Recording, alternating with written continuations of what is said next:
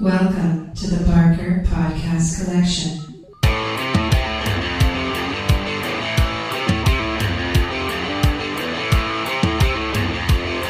I suck, you suck, I suck at Call of Duty.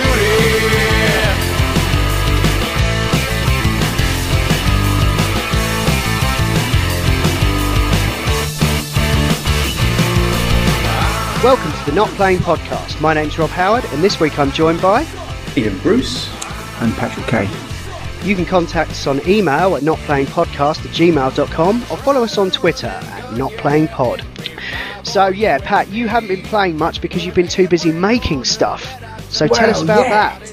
Well, technically I have been playing loads of stuff, but it's been the stuff I've been making. So lots and lots of play testing of that. But yeah, so basically about 7 months ago, I fancied trying a little bit of photogrammetry because I've been reading about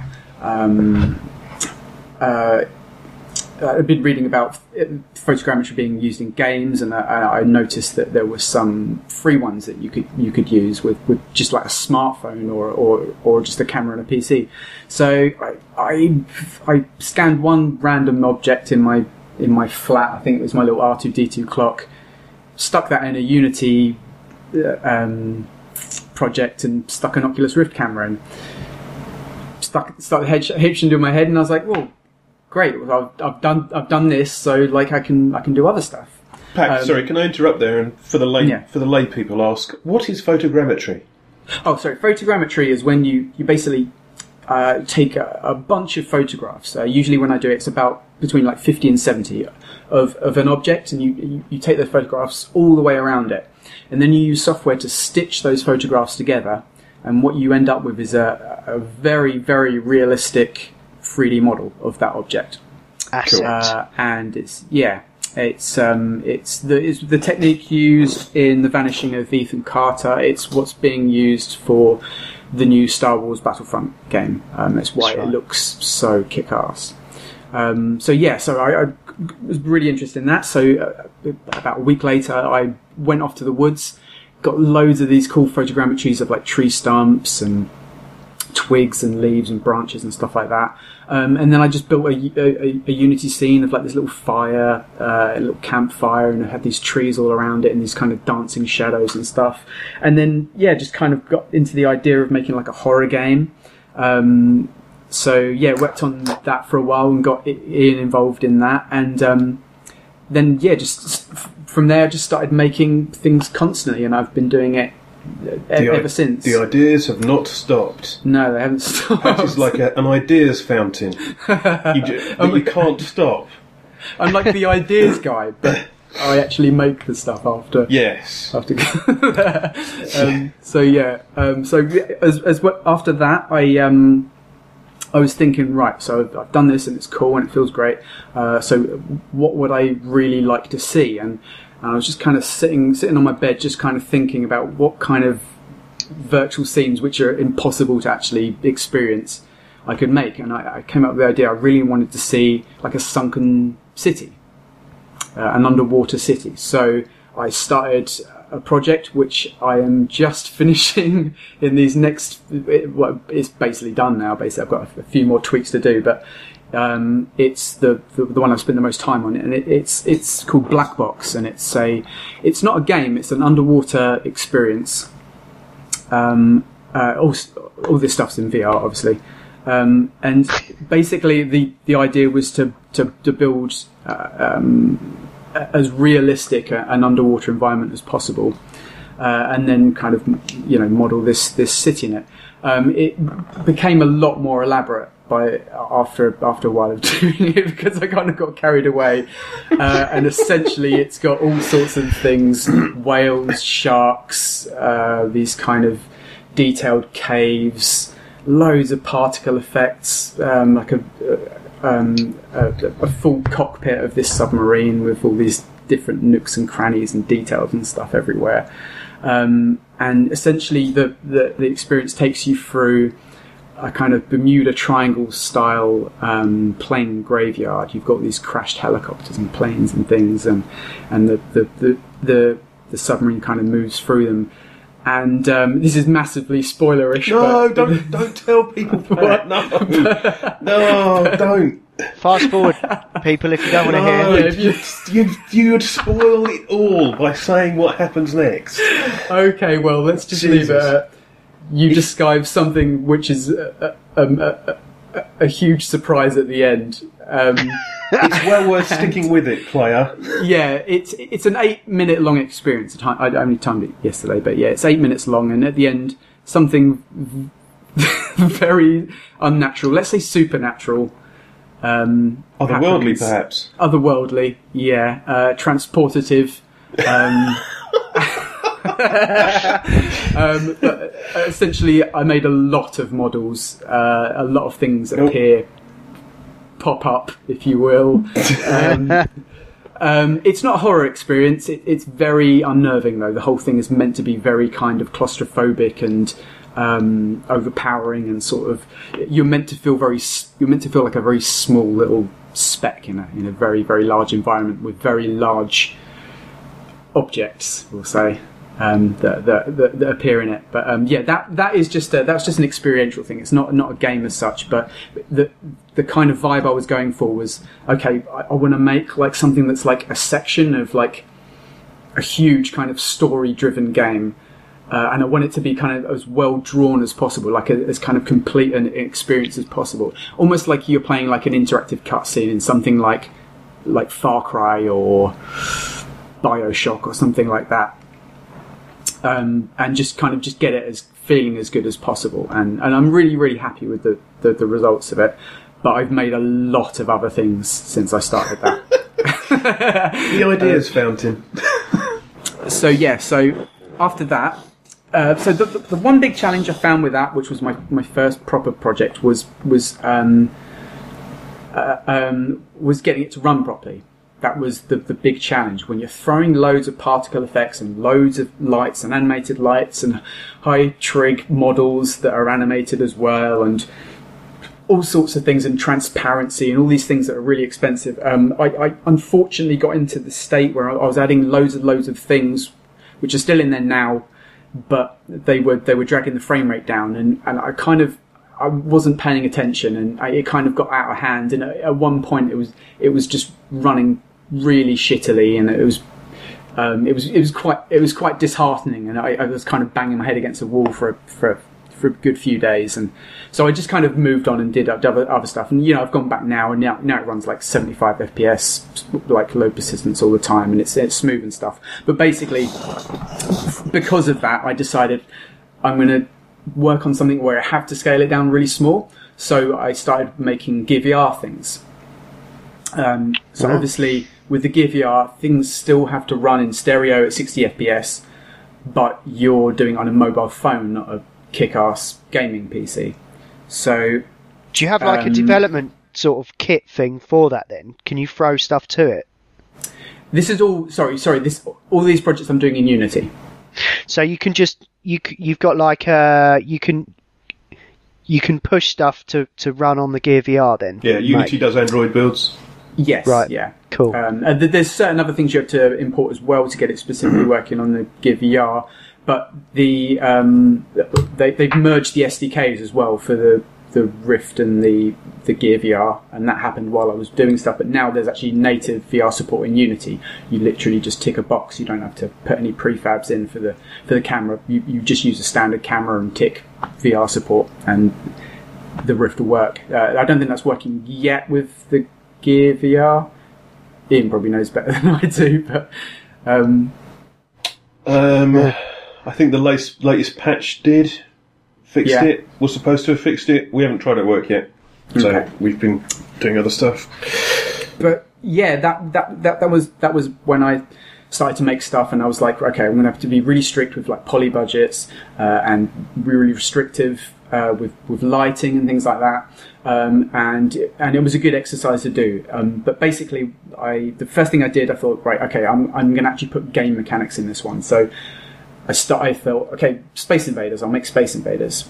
So I had this kind of like bombshelled city with like these skyscrapers around you, and you've got a tank which you can control with the Samsung controller. and it's in front of you, like it's kind of remote controlled. And then I had these kind of flying saucers come down, and you could fire a projectile at them, and they blow up. And that was it. And I was like, cool. So then I moved on to the next thing. What was the next thing I did after that? There's a bunch of things. There's a list of 27 games that's going to go through now, listener. You said you've been doing quite a bit of third-person stuff. Yes, I'll get to that in a bit. But so the next sort of, I made some other things. Like I made a bit where a project where you're in the middle of the sea and there was like kind of sharks going around you and stuff. But the next thing with the most amount of mechanics was a space game, which I'm calling No Space Like Home. And essentially the idea for that, it began with just an experiment where I just had a skybox and I wanted to create this system. I had a ship, and I had the kind of movement controls for that, and you can move around the ship, and it felt good and everything. But I was like, okay, well, I'm in space, but it feels like space. It feels completely empty, and that's not very interesting because you've got no kind of, you had objects, of course, I had like planets and stuff like that, but they were far away. So I was like, okay, well, I'm going to stick some kind of asteroids in there, and basically what I did was I made a system where wherever you go, whichever direction you go, it would kind of create these asteroids, and it was just to make the game feel more kind of full, make the space feel more kind of full. So you go out, and these little asteroids of varying size, because I just changed the scale of them as they pop past you, and then I was like, okay, well that works really well. What else can I do? So I started to build more things with that system and change it around. And I'm going to stop talking about how I did it now because I realise that's Magician Circle stuff. But, but essentially, is it any good, Pat? It's fun. It's good, and I've played it for hours, and that's my own game. I don't know why I'm asking you, because I have done played it. So, but yeah, basically the idea is so you've got this spaceship, and you're out in the middle of space, and you've got these kind of salvage objects, and they're these little kind of cubes, and they've got a little bleeping light on them. And what I did was I made a system where you had a grapple hook. I've just remembered what the other one was that I made after that is the ninja one, but so you got a grapple hook basically. So when you move close to these objects in your spaceship, it will beep, and that's telling you it's in range, and you can fire the grapple hook at it, and it will kind of tow it behind you. And then when you can move over to these kind of platforms I've made, which are another like a huge asteroid with like a landing platform and another kind of tower with like a red light, so you can see them far away. And basically you can land on that, and when you get close to it, it sort of goes into a sort of slow automated landing process, and then that kind of takes the salvage object away. And the idea is that you find the salvage objects and you get money for them, and the money allows you to access the next part, which is a warp gate. So the warp gates are these huge kind of circular sort of stations with bars through the middle and basically a hole through the middle that you can pass through with a light that kind of directs you through it. And essentially, when you move through that warp gate, this huge star field. I nearly explained how to do it, but this huge star field. What happens with the transform, Pat? It flies up round you, and you're basically moving really, really, really, really fast. And the warp gate disappears behind you, and there's some weird kind of effects and loads of sound effects and stuff. And basically, you'll see like the main planet and the next warp gate of the next system sort of creeping up on you as you walk through it, and then when you get through the other side, it's a new system, so different stars, different colours and everything, and it's kind of randomly generating. So I basically pick from a large pool of objects and skyboxes. I'm doing it again, I'm telling you how I make it. Basically, it's magical. Right, you go to these universes. So no, basically you go through the warp gate, and it will go on forever. And I've made it so that every time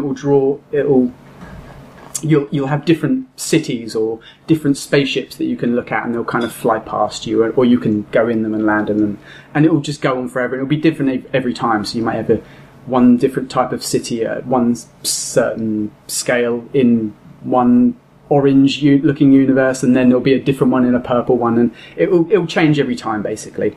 And it's very kind. I find it quite relaxing playing it. One thing I noticed in it, because it's Gear VR, and I could obviously never do this with a Rift, is I'd be playing it like just lying on my bed.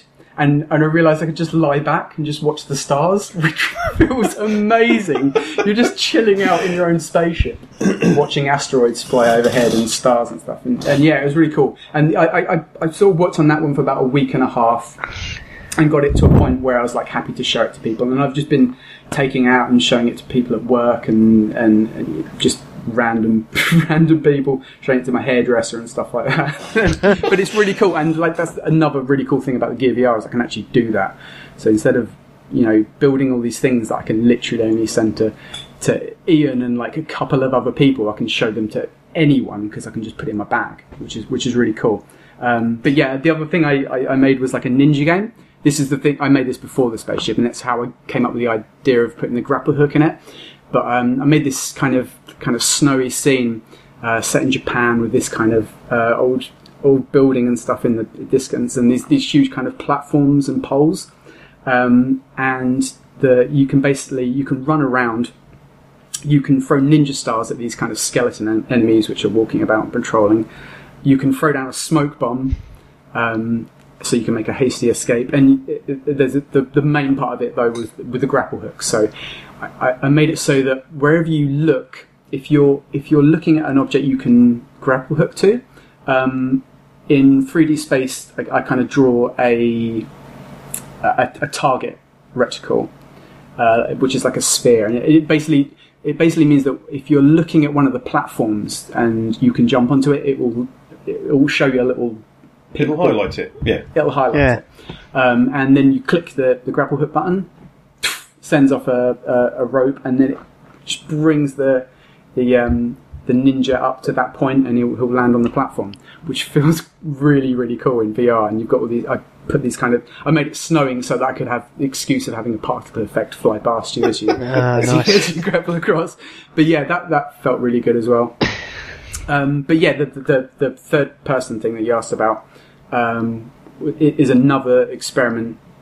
This is the thing I'm working on at the moment, and it's the idea is you're a tiny little nanobot, and the idea is you're seeding a barren planet with life. So it's this kind of desolate planet, desert scene rather, with like a kind of very beautiful sunset in the background, no clouds or anything, just really kind of a bit kind of Journey-esque, I guess, in its kind of aesthetic. But you've got these kind of you've got this spiral staircase, which is basically the level of the game, and you move this little kind of nanobot up, third person, and there's a platform, and you have to kind of jump across these platforms, and as you do, you activate these water fountains, like kind of, they look like waterfalls because of the scale of it. But as that happens, the water runs down to the bottom of the level, and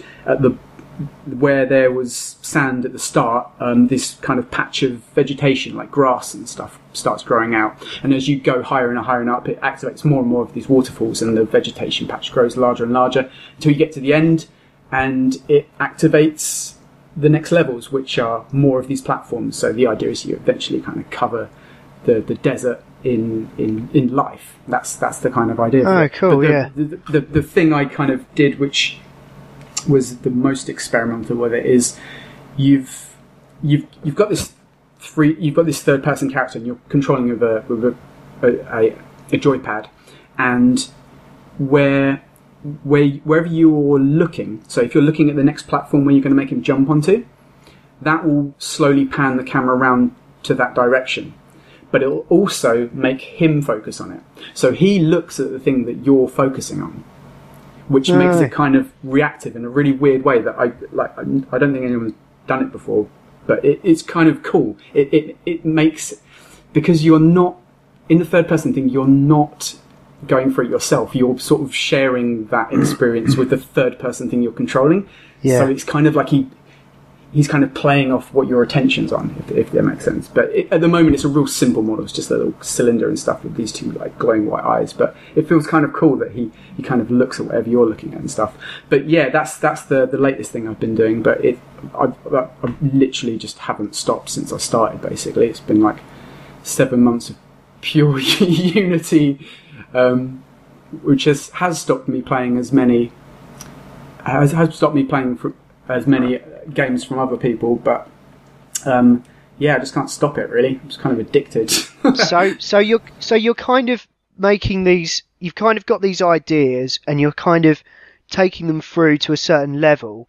Are there have any of these ideas you've had, or these sort of experiences you've created?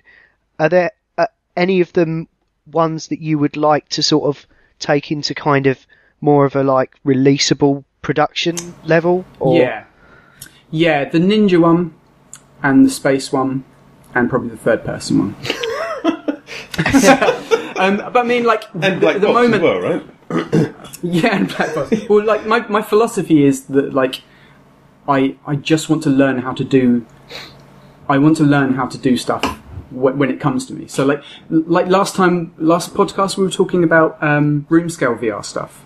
Yeah. And I was saying that like although I'm really excited for it and like I'm going to prep my flat to do that, I don't think many people are going to do it, and you know it's going to be a quite a niche thing within a niche thing. If that it's going to be a thing you go to, I think, rather than exactly.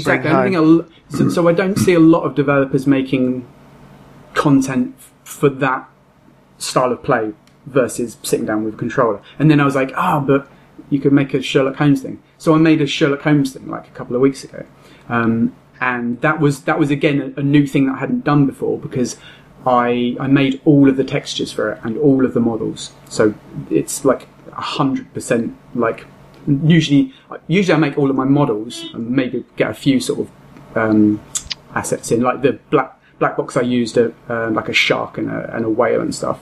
Yeah. But normally I make all of my models myself, but I'll use pre-existing textures. Well, I've started making the textures as well, which does open up a lot of things. So for the Sherlock Holmes thing, I actually just went round a load of antiques centres and just took loads of photographs of textures of Victorian furniture and carpets and curtains and stuff like that. Then I went home and made those into textures, and I've got like a whole scene that is made of those objects, and it looks really cool. And I've got some photogrammetry in there as well and stuff. So basically, what I'm trying to say is like every project I do at the moment is partly to learn how to do that thing because it's something I haven't done yet. So which is why I'm sort of skipping between all these different ones and not sort of. First of all, I was totally in that frame of mind about the first thing. So like the black box, I was like, yeah, this is going to be a game and I'm going to make this happen and this happen and this happen and this happen. And then I realised, you don't release your first ever game. Like, no one does that. And I knew like I needed to learn more about it. I still need to learn. I don't think you ever stop learning with this stuff. I don't think it's possible to. And there's still loads of things that I want to do projects specifically just to work out and stuff. But yeah, like I definitely want to release. I definitely want to do more with the ninja one because it feels really fun with the whole grapple hook and stuff. And like when I was a kid, I was obsessed with like Ninja Turtles and stuff like that. Like I've always wanted to be a ninja. And yeah, there's loads of cool things that I could do with that. So I definitely want to go back to that. The space thing, I definitely want to go back to again. But I think I'll probably try to do something not for Gear VR. It's really cool that I can show people in a state, and it looks good and stuff, but it's limiting. Like, and the problem with space games, you want to do a bunch of things, and at the moment it's like I'm really sort of taking the piss of the processor. Like I'm absolutely pushing it as far as it can go, really, to get everything I want in that scene happening. Wow, but then That's the thing, you know, if you're developing VR games, the system requirements are kind of high. And yeah, you are going to really limit yourself if you're trying to get stuff to work on a phone. Yeah, which is why I did it. Like I said, that's why I did it. I wanted to learn how to be strict on poly budgets and things like that. And yeah, it's good discipline. Yeah, exactly. And so now I can sort of take that knowledge to the high-end stuff and not spunk all the fucking particle effects and lights everywhere in the first 5 Please minutes don't use and a go, why is this? particle effect, Pat. Or I believe it's called spooge effects on the Essence Store. But yeah, I'd like to. I definitely like to work on some of the things. I'm sure like the next thing I come up with, I'll go, I want to make that, bring that out as well. So it's just a case of finding the thing which, I mean, the space one kind of took care of itself in that I basically made a game that makes its own game. If that makes sense. Self-generating. It's self-generating, yeah. And especially for something which is meant to be kind of a bit relaxed and experiential. The idea is that you're trying to get home. You've just got to find these little things, trade them in, warp to the next system. It's quite chilled out. There's no combat or anything like that. No. So I'd like to. That's why I'd like to do it like on a high-end thing, because then I can put combat and stuff in, and do some other things. Maybe I was thinking of doing trading actually, because the grapple hook thing, it feels really good. Like being able to bring these huge objects towards you and stuff. First of all, I was thinking, you could make like the equivalent of like an AA rescue in space, where all the missions are just you going out to save people who've broken down in space and just towing them back to the garage. Isn't there like a faction or a guild in Elite that does that? There is. I don't know. There is. There? Yeah. If you run out of fuel, they'll go and find you with fuel and stuff. Yeah. Oh, cool. That's cool. Yeah. But yeah, the towing though, like I was thinking you could have actually swapping objects in space and just having them kind of shooting out of your spaceship and being picked up by the other ship with like either a grapple hook or like a robotic arm that comes out or something, because that look cool. And just do a trading game like that.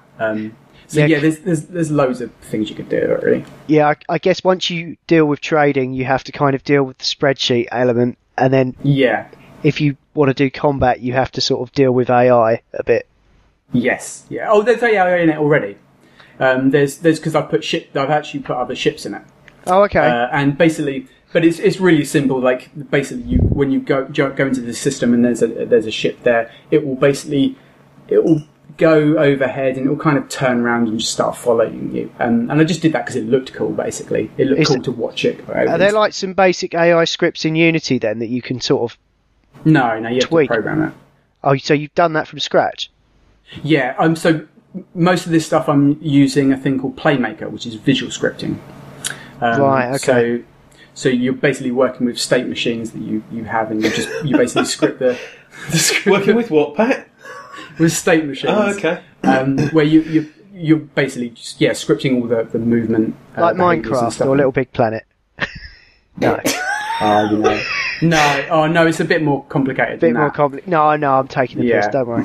But no, it's so basically the Playmaker and visual scripting stuff. It's just like working with blocks of code, but you have these little visual blocks where you actually have to pull them in. So, like for example, you might want to if you want to have like some lava that damages the enemy, right?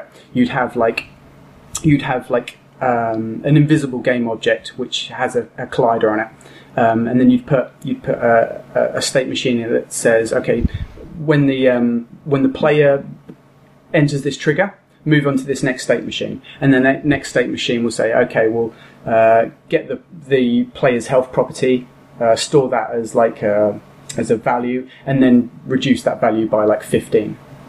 Yeah, so that's it.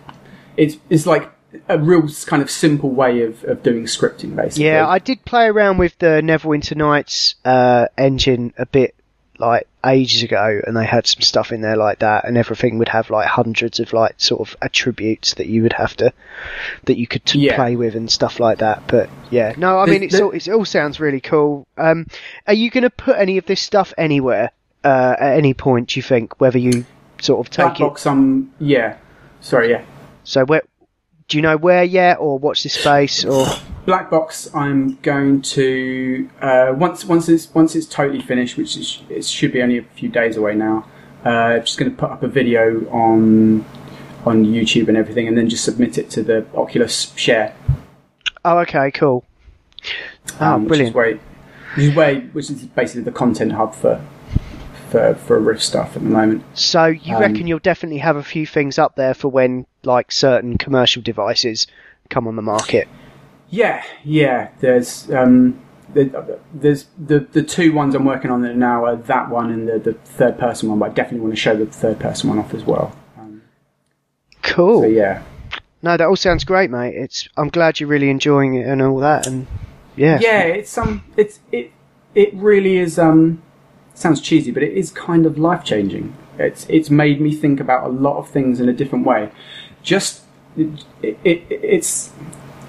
I think Bill Gates said something about it, that he thinks everyone should do a bit of scripting because it's just a useful way of using your brain, and it really is. And beyond that as well, it's just nice. It's a really nice feeling to be walking home from work and have an idea and just go home and make it and make it happen. Like the perfect example is that wanting to see a city on the bottom of the sea.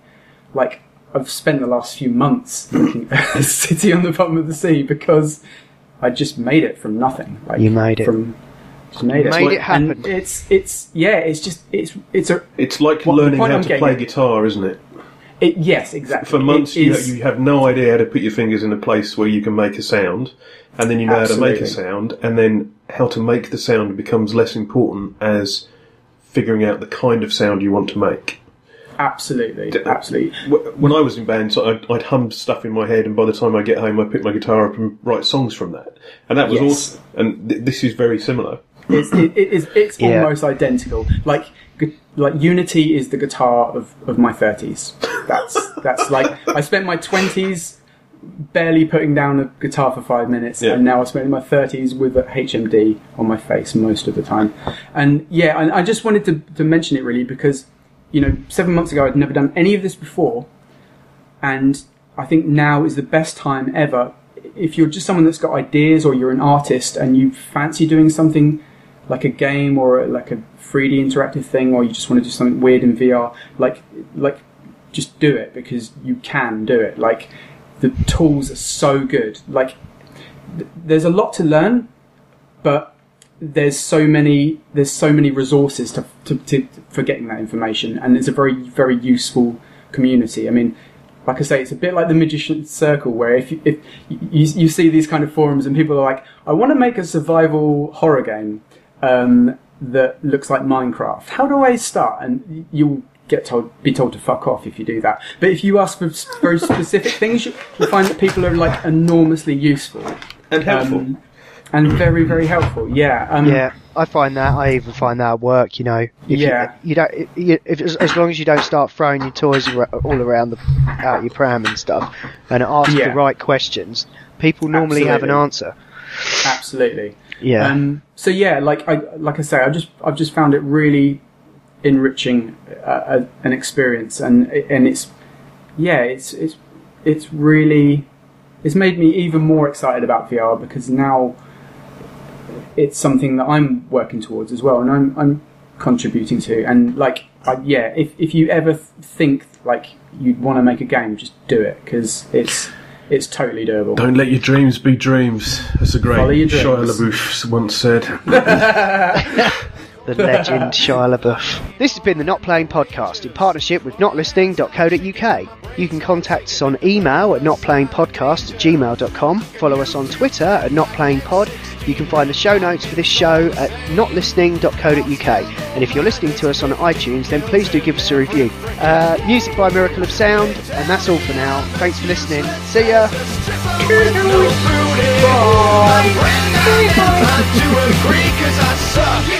I suck at Call of Duty.